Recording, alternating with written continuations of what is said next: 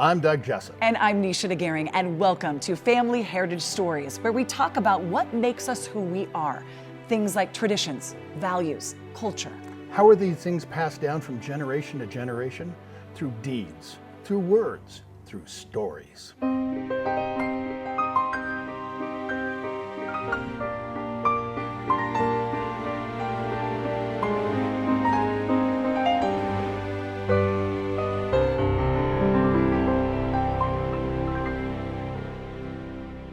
Everyone has unique skills and interests, so how did you get into your occupation?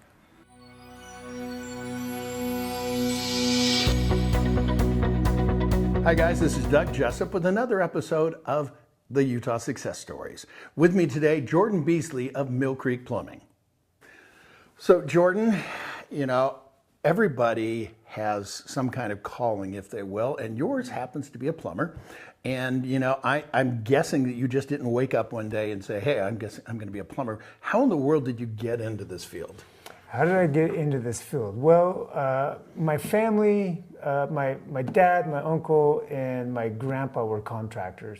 Wow. So being in the construction field, the plumbers come and go. At a young age, I was working with my uncle, and the plumber came out to do the sub-rough plumbing, and he didn't have somebody to help him. So I got to help him for the day, and I just caught on really, really quick. I understood how the water flows and the drain flows pretty quickly. And he offered me a job. And I said, okay, how much do you pay? And it was double what my uncle was paying me. So right there was like, okay. Oh yeah, okay. And how old were you? 17, oh, 17 wow. years old. Cool. Yeah. Now, one of the things that I look at, and you're going to have to help me with the terminology, because it's not like you just wake up and you automatically become a plumber. There's a lot of training, and I don't think people realize that. I can't remember, is it journeyman or apprentice? What's the nomenclature? The plumbing is a 4-year trade school. Okay. And it's first year apprentice, second year apprentice, third year apprentice, fourth year apprentice. And then after all of that, once you do your testing, you become a journeyman plumber. Okay. But you decided you wanted to go a bit further. A bit further. I did. Once I got my journeyman, I did my master's, did all the testing for the master's. And once you're a master plumber, then you can start a legit, full-blown plumbing company. Wow. Okay, so you went from being 16, going, hey, the money's pretty good at this, to saying, okay, I'm all in. I'm gonna go do the training. And then you said, let's go one step further because I want to have my own company. Yes. So you now have had your own company for quite a while. How long? Millcreek Plumbing started in May of 2002. So 23 years. Dang, that is cool. Quite a while. So now you're family owned and operated, and where do you serve people, location wise? Location wise, we serve the whole Salt Lake Valley, up into Park City. Okay. We're starting to go up into the Davis County and Utah County. Very cool. Very cool. Okay, now let's get real. The trades, it's all about reputation. And you're not going to be in business for 20 years if you aren't doing something right. So why is your reputation, and I don't mean to sound like a stupid question, but why does your reputation matter so much in the plumbing industry? Well, we do a lot of service. So we're going into a lot of homes every single day. Little old ladies, a lot of our customers are women. And so, yeah, you've got to be clean. You've got to be prompt, on time. You need to give pricing, straight up pricing, and you need to do what you say you're going to do. And if you don't do that, then the word gets out that, hey, these guys are not very good. But the people that we have around us, high quality techs, high quality office staff. That allows us to show up and make a great impression. Now, you and I have talked a little bit about this off camera. Hiring people isn't hard. Hiring good people, now that's hard. What do you look for in employees from Millcreek Plumbing? Honesty, integrity, guys that are willing to show up early, guys that are willing to work late, guys that are not going to take advantage of people. And in our industry, a lot of people just don't understand what it takes to fix or build when it comes into the plumbing, and so a lot of people get taken advantage of. I want people that are going to go out and do things the way that I would do things. And that's been straight up, honest, fair. Well, they've got your name in this thing, so you got to make sure you get the best. Now, there are some people out there watching right now, and maybe it's a young person or something, and I'm a big advocate of trade schools and such, but what kind of advice would you give to somebody that was thinking about getting into the plumbing industry? Get into it. It's a great industry. It's a great way to make money. Plumbing school is 4 years. 4 years is going to come and go. It's not that much. Plus you get to work and make money while you're going to school. And it's a skill that you're going to have for the rest of your life. And you can go anywhere in the world and have a great skill and make a living if you need to. Now, wait a second. I just want to make sure that I heard something right. Okay, so the standard person goes to college, okay, and for whatever it's like. But no, you're saying, okay, you go to school and you get paid at the same time? And you get paid. Really? And you get paid. That's a pretty cool gig. Yeah, that's not bad. Jordan, we've talked a lot about what you do, okay? And why do you do what you do? Okay, so we are a service-based plumbing company. So we go out and we help people when they have problems with their water heaters or their sewers back up or they have emergencies or minor emergencies. There's a lot of stress that can go on in the house when you come home and there's a flood. Yeah. And so we go in and we help people. We go in and we take care of the problem that's going on so that they can get back living the life that they live. We bear a lot of those stresses that people have, and we take those on.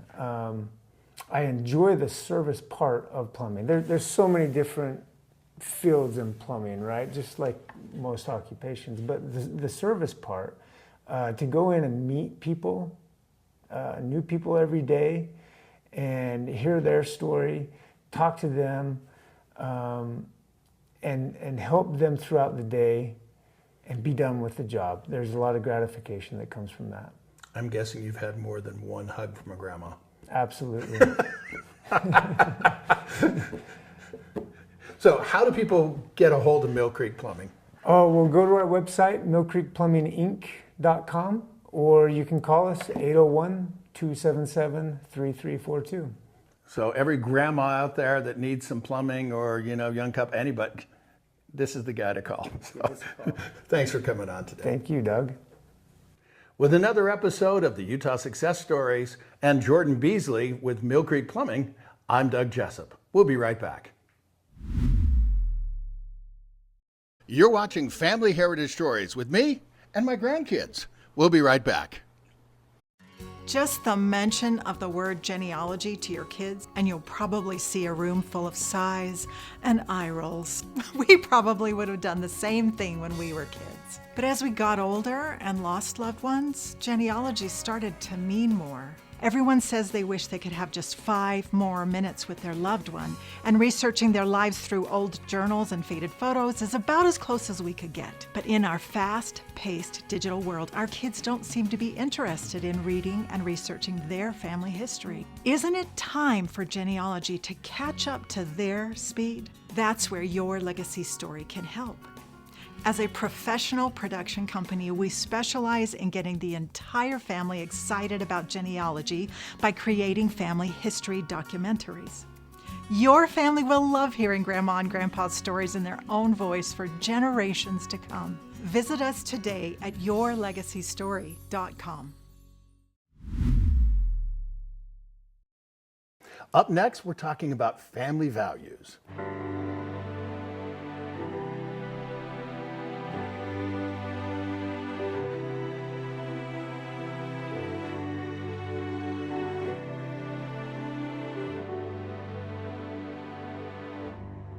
Welcome back to Family Heritage Stories. We're so excited to be joined by Rich Greenberg, author of Surviving a Miracle. This book recounts an amazing story, true story, that you and your family lived while on Kauai a few years ago. Can you tell us what's at the heart of this story? Yes, thank you for having me. The heart of this story is about miracles and a parent's love for their children. As a pediatric emergency medicine physician, I thought I understood what trauma was and resilience and what it meant to fight for a child's life. But nothing prepared me when I was the parent whose child's life was in danger. When we're hiking to a majestic waterfall in Kauai, my 3-year-old daughter, who was in a backpack on my back, my 12-year-old son, and myself were swept away by a raging flash flood. 1 minute we were enjoying paradise, and the next we were fighting for our lives. In that very moment, it was unclear what would happen, and our story, Surviving a Miracle, is our family story of crisis, of hope, and of the amazing power of love. What an amazing story to be told.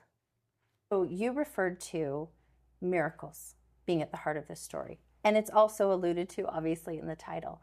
Tell us a little bit more about the specific miracles that your family encountered. Yes. All the local experts told us afterwards that anyone who falls in that river during a flash flood almost always dies, that their body gets fished out by a recovery team the next day after being pinned under a large boulder. Yet here I am, alive, being able to tell this story. Our survival was not because of luck. It was a result of courageousness and heroism on the part of fellow hikers who risked their lives to save us. There were so many things that happened all at the same time in the correct location with the correct tools being there, with an air rescue team, one of only a few in the entire world who could perform this daring rescue. With all of those things lining up, there's no way it could be mere coincidence.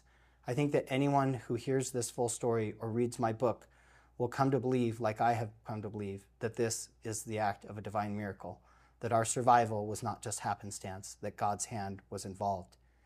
There's too many specific miracles that our family went through, both large and small, to tell in just a few minutes story, but they're all recounted in detail in the pages of my book. I would agree with that. I've actually read this book, and if I didn't know you and know that it was true, I would have thought maybe it was fiction, the way that the right things lined up at the right time in the right place so that you could be here with us today. Yes, and sometimes even when I tell this story in detail, sometimes I wonder to myself, do I even really believe this? Because it happened in such a miraculous way. The stories from the rescuers about rescuing that 12-year-old boy who got swept down, and he's very, very fortunate, to be here. That boy was Zach Greenberg from Salt Lake City. His dad talked about the tense moments leading up to his rescue. And he slipped, and then he let go of his sister's hand so he didn't pull her in. And I tried to grab his hand, and I slipped, and so my daughter, who was in the backpack with me, got swept in the river with me, and Zach got swept in the river in really high force. So Rich, on that note, what insights do you hope that readers will gain by reading this story? Yes, I think at the core, this story is about the goodness of people and the miraculous works of God. My 3-year-old daughter with special needs, my only son, and myself were almost near drowning in a flash flood. And as the result of the act of strangers who came to our rescue, who risked their own lives to save us, we're alive. This story is more than just a survival story. It's a message about the fact that heroism still is alive and well in today's society. When so many of the headlines are about division and fear, our story is something different, a story of hope. In addition, all of the things lined up for the rescue to happen with an air rescue team that was one of the few in the world that could have performed this rescue, and with people in a certain place at a certain time. Too many things that lined up to just be coincidence, that it had to be the result of a divine miracle. It is my hope that as people read this, that they will feel that love and that courageousness that people are willing to put forth in times of other people's tragedy. Such, to your point, an impactful and powerful and necessary message in today's day and age. Rich, thank you for telling us all about this book. I know from reading it, I know there's so much more than what we're talking about in this few minutes. So what else do you want people to know about this before we tell them where they can buy the book? Well, I think when people look back in their lives, they'll realize that miracles occurred at times when they needed it most. And I think that's what I delve into, is the bond between a parent and child, and that love, and in the face of near death, how those bonds of true love became even stronger. Truly heightened every emotion. You get that sense and that emotion from reading the book, and how the strangers and the EMT, everybody got involved to help you. And it really does reinforce that message of love and hope. I got out of the river and took my daughter off my back with a backpack and ran down to see if he was okay, because I knew he had passed me, panicking, and got there to find him across the river and safe, only by the grace of God. Rich, where can people go to purchase this fabulous book of yours? Yes, they can purchase my book, Surviving a Miracle, on my website, ragbooks.com, or on Amazon. Also, I would love to come and speak at your event, either a book club or a faith-based event or other community event. And if you're interested in having me as a speaker, you can connect with me on my website, ragbooks.com. Perfect. It's the one place you go for all of the information, ragbooks.com. Thank you so much for being here today. Thank you for having me. A little bit later in the show, Brandon Fugel shares the story of his collection of historical artifacts. Welcome back to the Caring Stories. I'm so excited tonight to be joined by Ann Kimball, Executive Director of Sammy's Buddy Program. And we're going to talk all about this. Thank you so much for being here. Thanks for having me, Krista. I love this program. Can you tell us a little bit about what is Sammy's Buddy Program? The mission of Sammy's Buddy Program is to normalize difference and build community and connection between students with and without disabilities.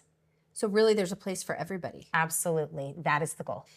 So there really is something for everybody with Sammy's Buddy Program. And you're taking this mission and you're taking it into the classroom.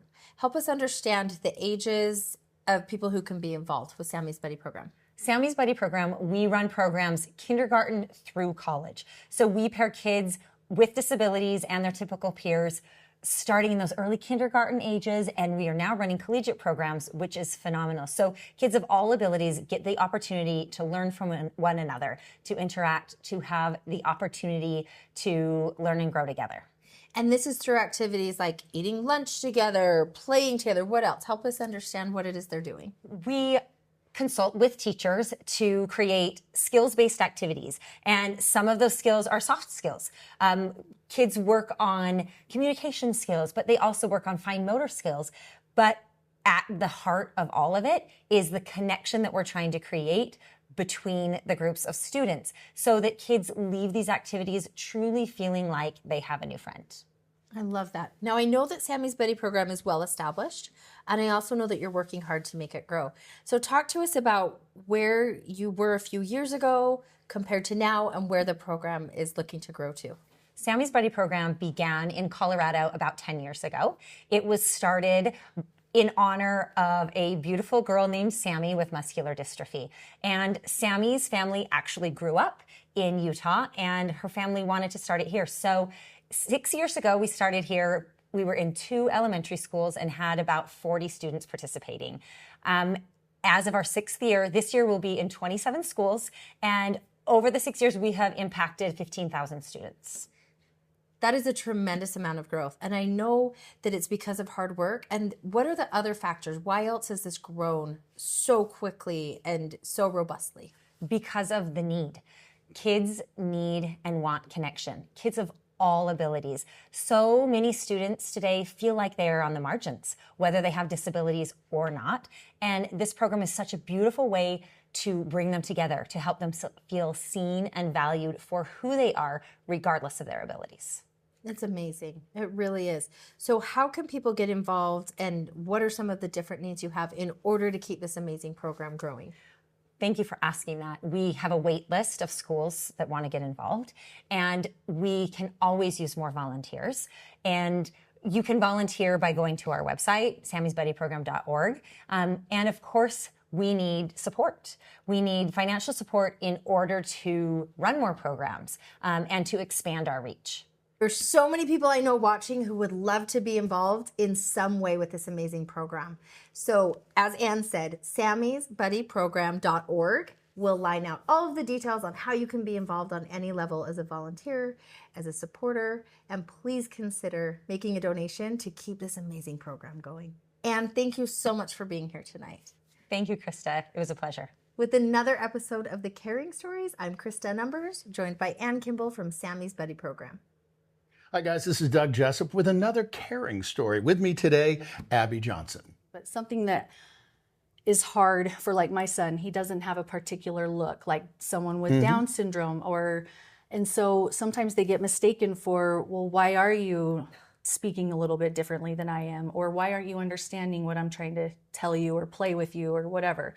And I just feel like this is an opportunity for these kids to be seen and to be known and to express how they truly are, because once these peers see how fun they are, like now Dash is having play dates. These kids are calling him all the time and he's just feeling like so included. And that's just something that we have been praying for ever since he was born. Born with a heart defect, and it made his lungs underdeveloped, and he was actually on life support for 7 years. And you'd never know it looking at him now. And we've been so fortunate that he is so coherent and aware.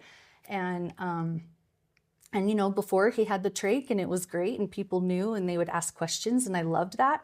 But then once he lost all of that, it was kind of like, well, what's the deal with this kid? Like, you know? And so forever it was survival. We got to keep him alive. And now it's like, oh, we've got to integrate him into society. And that's another thing that's been so nice for my older kids, because they've always been in his shadow and they've also seen how kids have treated him. And they want to make sure that other kids aren't treated that way and want to feel accepted and loved. So. Well said. The thing that I look at is that this program gives the kids, but as well as the parents, something that is lacking in this world, which is hope. Yes, exactly. Well, and it's, you know, like I said, it's just created this, you know, every teenager is going through something, right? They're trying to discover who they are. They're trying to find their tribe, their friends. And this just opens another door for even them, typical students, to just be like, you know what? I know I have a friend at Sammy's Buddies. I know I'm going to be accepted. I know I'm going to be loved for who I am. It doesn't matter what I'm wearing or who I'm friends with. Like, and that's what I just love so much about, is just that unity and that inclusion for everyone. Ladies and gentlemen, children of all ages, it's time for Dash and Eve. My name is Dash, and I love hanging out with my friends and doing projects with my friends, and I love hanging out with them. I like hanging out with my friends and learning their unique way of life. It gives me a fresh perspective, and it's so much fun. With another episode of The Caring Stories and Abby Johnson talking about Sammy's Buddy Program, I'm Doug Jessup. Objects with stories are treasures remembered. It's time now for a visit with Brandon Fugel.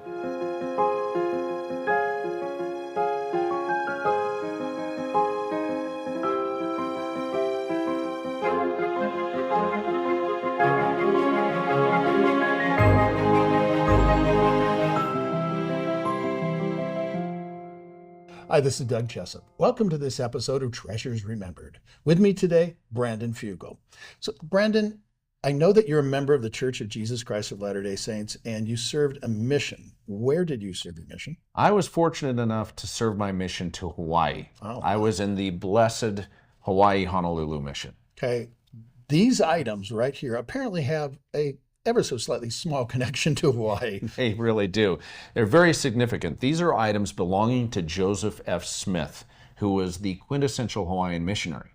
But to go back in time, at age 5, his father Hiram was murdered at Carthage jail with his uncle Joseph. And by the age of 7, he famously drove the wagon train with his widowed mother Mary Fielding to winter quarters. By age of 12, Joseph F. was an orphan. His mother had passed on, and he and his little sister Martha were all alone. Brigham Young famously called young 15-year-old Joseph F. Smith to the Hawaiian mission, or what was the Sandwich Islands, over the pulpit of the tabernacle at General Conference.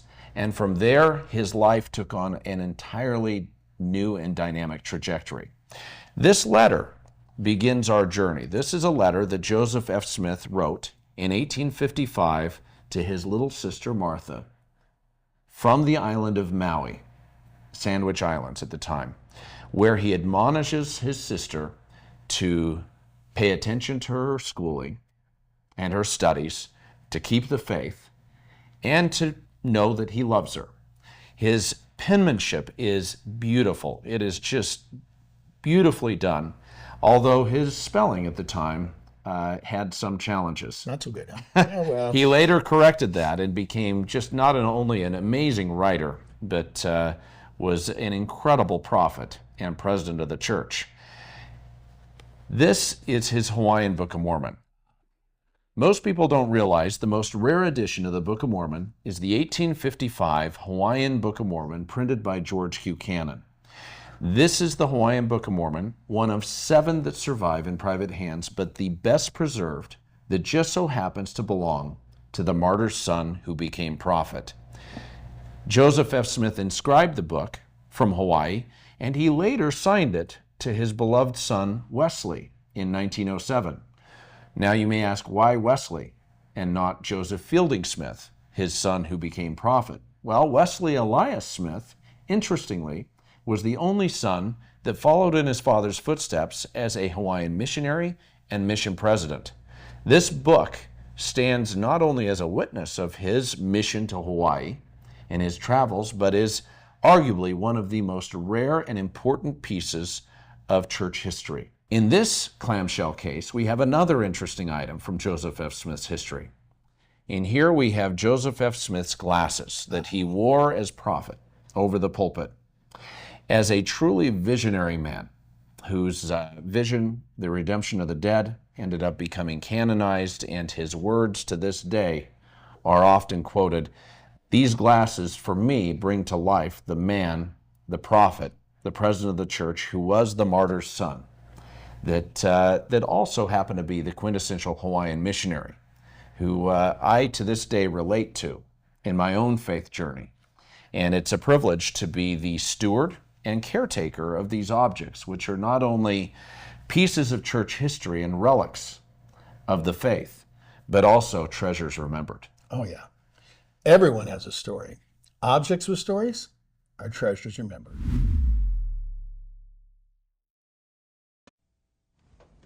Oh, those boys are much too much. Those boys are much too much. We got the spirit. We're hot. We can't be stopped. We got the spirit. We're hot. We can't be stopped. We're going to beat them and bust them. Beat them. The smallest moments can have the biggest impact on a child's life. Let's get a little bit. It's our honor to be able to help people remember where they came from. If stories are not passed down from generation to generation, the stories are lost, and it's as though those people never existed. So how do you want to be remembered? With another episode of Family Heritage Stories, I'm Nisha DeGaring. And I'm Doug Jessup.